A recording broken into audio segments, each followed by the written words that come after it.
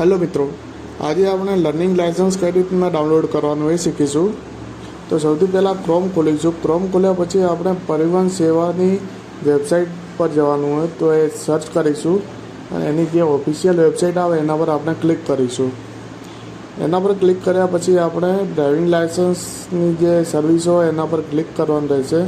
તો એના પર ક્લિક કરીશું આપણે.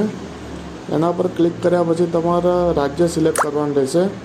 તો રાજ્યમાં આપણે ગુજરાત સિલેક્ટ કરીશું. તમારે જે રાજ્ય હોય એ સિલેક્ટ કરવાનું રહેશે. પછી અહીંયા તમને ઓપ્શન નહીં મળે, જોવા મળે ડાઉનલોડ લર્નિંગ લાયસન્સનું. તો ટેન્શન લેવાની જરૂર નહીં. આપણે લર્નિંગ લાયસન્સ પર ક્લિક કરવાનું. ત્યાં આપણે પ્રિન્ટ લર્નિંગ લાયસન્સ લાગેલું હોય એના પર ક્લિક કરવાનું રહેશે. એના પર ક્લિક કર્યા પછી તમારે પ્રોસેસ પર ક્લિક કરવાનું રહે. અહીંયા એપ્લિકેશન નંબર લખવાનો, સાઈડમાં જન્મ તારીખ લખવાની રહેશે. પછી તમારો નીચે કેપ્ચા લખીને સબમિટ પર ક્લિક કરવાનું રહેશે. સબમિટ પર ક્લિક કર્યા પછી એક ઓટીપી જનરેટ થાય.